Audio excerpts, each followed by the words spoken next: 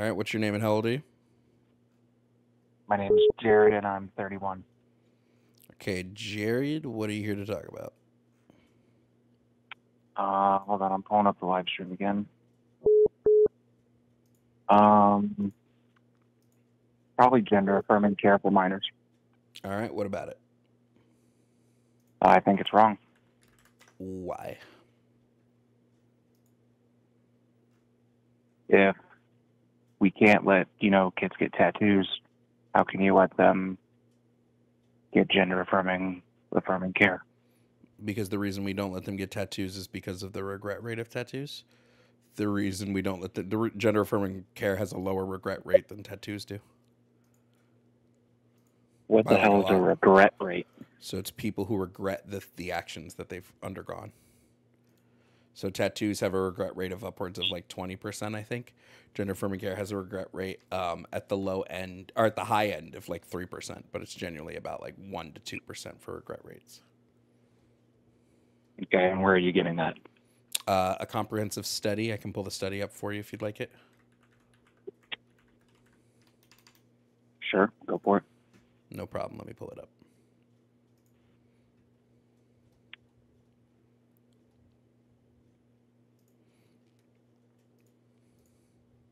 So while you're doing that, let me ask you this. If a kid says, I want to do heroin, and they're 5 years old, would you get them heroin? No. Why would I get them heroin? Heroin has negative. Heroin has no positive benefits. Why would I give them something with zero positive benefits? Well, I'm just kind of, putting that against putting hormones that, though, boys and girls both have testosterone and estrogen, if you give, a 10-year-old boy who's in the throes of puberty a ton of estrogen, that's going to negatively affect his body. That's not, How how our so? bodies normally are. Can And you point me to the material harm that it does? it messes with bone structure. If they decide to continue doing this hormone replacement and they, for whatever reason, have that regret that you were talking about earlier, it's much more difficult to, undo the damage that could possibly be done by excess hormones. Sure, let's talk about the bone structure thing. So, one of the side effects is possibly osteoporosis, but it's not chronic. It's not chronic osteoporosis. It's osteoporosis that you can be treated medically and then it goes away. How Part do of you this, treat part of osteoporosis medically? you don't know how osteoporosis can be treated. You're the one that brought up that point, so I'd like you to explain it. Yeah, sure. So it's just drugs, typically medication. What kind of drugs? Specifically for osteoporosis medication, it's alendronate, risdronate, ibendronate, and zoldronic acid. One is a Okay. pill that you take once a week. One is a pill that you take monthly. The other is just IV infusion. Okay, and what do those do? They, I'm a they, registered nurse, so I'm kind of ready to hear what you have to say. they're treatments for osteoporosis. It's medication Okay, but that you take for I osteoporosis. I don't know how every medication works, so I have no answer for this for you. You're the nurse. You look up the medication and see what it does. well, I mean, you're the one who wants to debate, and I was hoping to get Yes, the debate doesn't mean I'm going to in- know what every single. If you asked me like exactly how chemotherapy works, I also probably wouldn't be able to tell you. But I recognize that chemotherapy is a treatment for cancer. okay. So aside from skeletal issues, um what if the child is deciding, immediately after that they want to stop, Then they and stop. okay, if a 10-year-old But said they wanted to get a tattoo. Just FYI, I Mhm. have the study. This is specifically the study is re-identification with birth registered sex in a Western Australian pediatric gender clinic cohort. This was a study that was published March 4th of 2024. It's the most comprehensive study we have on gender identity or on detransitioning. What it is it looked at a 552 youth gender clinic referrals over a period of 6 years. And they found that of this, 93.1% of desistant cases, which was 27 people, occurred before they took any prescribed drugs, and only 1% of all of the youth who were prescribed puberty blockers and or hormones desisted. This was 2 people out of the 552. Desisted meaning they didn't continue through, or they chose not to? Desisted, yes, as in they did not continue with the gender affirming care. Okay. I still think it's wrong. Do we let children vote in our country? If they are so, in tune with their bodies and they're able to make these I believe the voting age should be lower to whatever age somebody's paying taxes. I think if you pay taxes, you should be able to vote. Yeah. So 18? Or most people start working at like 16. Some work at 15. Whatever age you are, when taxes start coming out of your paycheck, you should be allowed to vote, because part of your income is going towards the system. You should be able to decide where that part of your income goes to. Okay. I still don't think. I just don't think children should be. They shouldn't be dealing with those kinds of issues. As a child, they have so many other things that I wish they could enjoy. And I feel like putting your body through such drastic change because you feel like it's the right choice. All puberty is drastic change.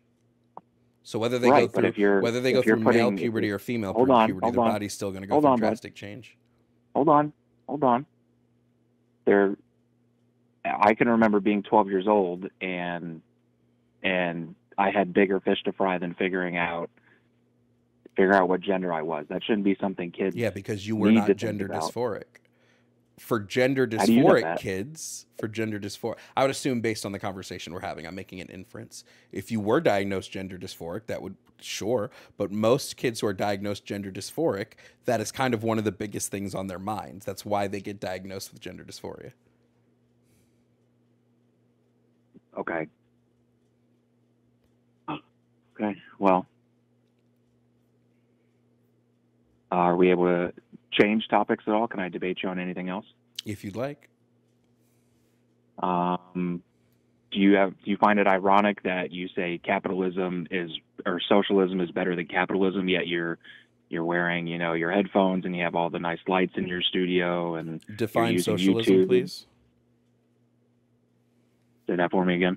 Define socialism. Socialism, in my eyes, is what's yours is mine and what's mine is yours. There's no individual property. The government, kind of steers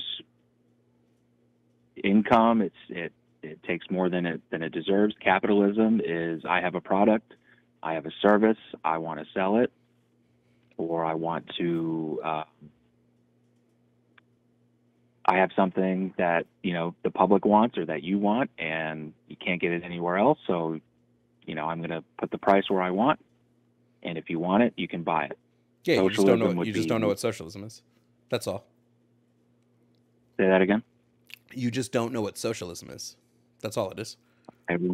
Okay, well, then, educate me if you're Yeah, socialism is an economic system in which the means of production and exchange are owned by the working class, not by a private owner class. There are still products, there are still businesses, there is still money, there's still a market. It's just that those markets would be controlled by the worker.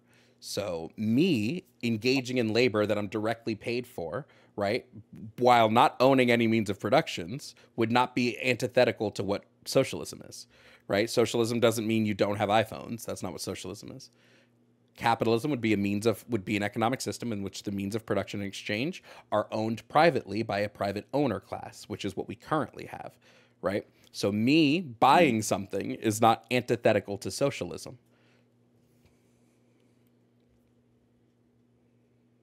Okay, I think you tried really hard to educate me there, but you lost me. Where did I lose you? How is socialism? Ideally, how is socialism better than capitalism? Is the point on your live page? Because And I socialism want would to know not why. allow 1% of the population to hoard 63% of the wealth. Socialism would not allow for businesses to engage in bad business practices that negatively affect the world in the global markets just because they want to, right? Socialism is antithetical to this because socialism puts the hands in the people of who these decisions are going to affect. This is why socialism would be a better system than the current system we have right now, which is corporate capitalism, or like crony capitalism. Okay. Why do you think the wealth should be distributed? You don't think, you keep what you kill, you earn what you earn? You Because the think people who are you generating the think that my wealth money should be are in the your pocket? workers. No, the people that are generating the wealth are the workers.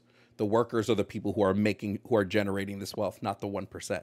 The 1% typically just hoards, right? They don't do anything with their wealth. They just sit on it, right? The 1% aren't the ones innovating. The 1% aren't the ones doing the labor. The 1% of people are just collecting, right? They're collecting money. Whereas the people that are actually doing the work and the labor, those are the 99% of people in the world.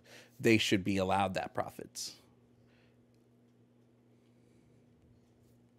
So if I come up with some miraculous, I don't know, industrial system where I make a needed product and I created it all by myself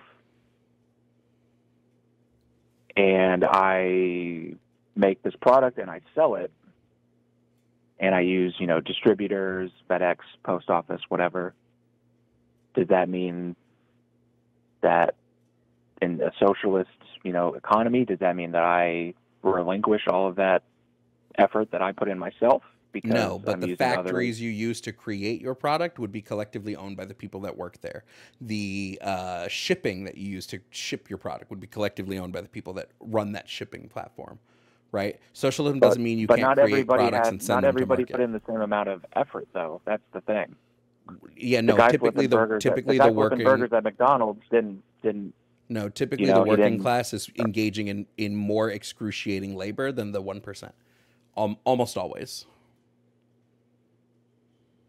Okay, that to me is kind of a moot point.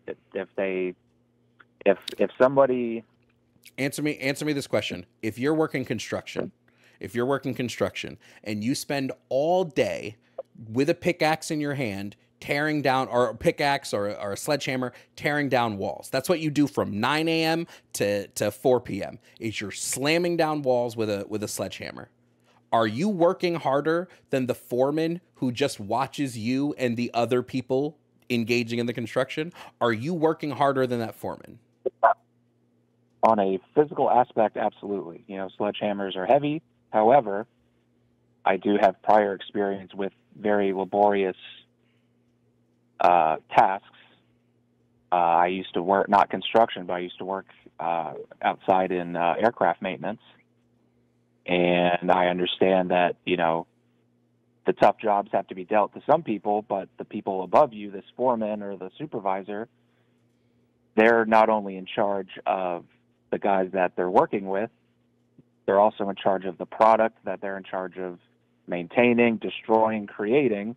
And then that guy is also responsible to report to his upper management who could, oh, John Smith, you're not doing as good a job as foreman. Okay, you're just sitting around watching, you're fired. So you believe management does as much? You believe management engages in as much labor as like the lowest level workers do? From personal experience, yes. Yeah, I just say I've been both. I would just say that's silly. I've also been both in management positions and in like lower class positions. I would just say that's bunk. Why? Because when we're looking at who's actually providing the labor, it's not the management. The management isn't providing the labor. When we look at who's actually go ahead. Sorry, I was going to ask: is labor purely and only physical, picking up that sledgehammer, or can it be mental? Sure, I could say it's mental, but I would never put the mental labor over the physical labor. So somebody that a charge nurse in a hospital that has a unit of 20 beds and 4 nurses to take care of of those other nurses, or I'm sorry, of those patients underneath her. So the charge nurse is like the foreman, and then the nurse that has 5 patients, you're dividing the 20 patients amongst 4 nurses, so each nurse has 5 patients. And, let's say all hell breaks loose and 4 or 5 different patients are all, declining rapidly. They're all coding, they're having medical emergencies in the hospital. That lower nurse is going to be in there doing compressions while that other nurse is running to go get meds, running to go get doctors. That I don't think that labor is exclusively and only excruciating when it's physical. I've been a nurse for almost 5 years now. We can look at here. There's a few things we can look at here. One, the charge nurse, right, is a part of the labor force. The charge nurse is not the owner of the hospital, right? They're not the people who own the hospital, right? They are part of the labor force. They are part of the people who are engaging in the labor, right? Second, when we look at mental and physical labor, I'd say the lowest person on the totem pole probably has a harder time with the mental health and the mental aspect of their labor than somebody in a managerial position. Second of all, if we want to look at third of all, if we want to look at how this is impacting, right, and how we can look at like labor division, the charge nurse, the nurses, even the doctors are all going to be putting in so much more labor than the board of directors at the hospital, than the people that are the owner. Right? It's good. They're going to be putting in more work than the owner class every single time. Every single time. Somebody working in his factories puts in way more labor than Jeff Bezos does. Every time. And without the low-level labor force, the companies fold. Jeff Bezos could disappear tomorrow and Amazon would consistently keep running. But if everybody agreed to stop working in the factories, Amazon's done. It's done. It's done probably within 24 hours because they aren't shipping anything. Maybe more, maybe like a week. A week's worth of nobody in the factories, Amazon's cooked. Jeff Bezos gone for 5 years, Amazon's going to run just fine. Okay. I'd like to tackle another subject you have listed. You got 4 minutes, so go ahead. I have 4 minutes remaining? Yeah, because then I have to go do an event. Okay. Tell me why we should abolish police. Sure. The movement to abolish police and prisons is not calling for the removal of a state-sanctioned form of peace. It's saying that the systems that the police and prisons operate under, so the carceral and retributive state of justice, needs to be abolished in replace of a transformative and restorative state of justice. And when we do these, we'll effectively lower crime so much that police and prisons cannot exist in their current state. They would have to be so reshaped and reformed, they wouldn't resemble what they are today, thus the abolition of them. You lost me in that. Break that down in caveman terms for me. Sure. We fix the issues that cause crime, we won't need police. What are the issues that cause crime then? Poverty. Crime. The equation for crime is poverty plus proximity equals crime. That's why countries with lower poverty levels have less crime. You said poverty plus proximity. Yeah. Because if you're poor and you live in the middle of nowhere, there's nobody you can really affect with crime. But when you're poor and you're in densely packed areas, there are more people and more opportunity to commit crime. Why? I don't know if I can buy into that. Millionaires commit crime. Yes, they commit white collar crime. White collar crime accounts for 3% of all arrested and charged crime in the country. So when we're looking at the crime. Yes, it does. No way. Yes, it does. It accounts for 3% of all arrested and charged crime. White collar crime. I don't know. But the crime that we're talking about when we look at crime stats are like petty crime. It's property crime and violent crime, right? We don't typically look at white collar crime as much. I agree white collar crime is an issue, but white collar crime can be fixed through systemic policies that don't allow for the engagement in these white collar, like we fix the economic system to make it hard to commit these white collar crimes. But property crime, all poverty related, and most violent crime is poverty stress induced. Violent crime is poverty stress induced. How are you connecting those? So when we look at rates of violent crime, they rise when poverty levels rise, because income is a stressor, wealth is a stressor, and when stressors are added, correlation isn't causation, though. Wait, I can point you to direct examples. The domestic violence rate is directly tied to the unemployment rate. As unemployment rates rise, so does domestic violence. We can also see examples of this during COVID when the stimulus checks were going out. There were no provisions blocking these checks from going to incarcerated individuals. And a lot of jails reported that as the inmates receive stimulus checks, that violence, crime, and overall aggression in the prisons dropped because people weren't on edge from being poor and not being able to afford things in commissary or afford phone calls home or things like this. We have direct examples that we can see that whenever we're in areas where there is less division in wealth, the violence tends to be lower.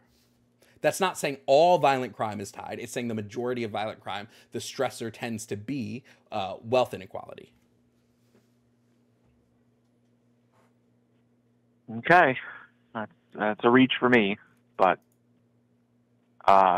just, wrapping up here, I've come across your live stream a couple times. I've called it a few times, but it's never gone through for whatever reason. I didn't imagine you picking up this time, but what's your name?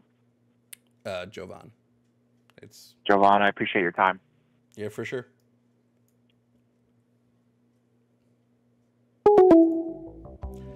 All right, squad.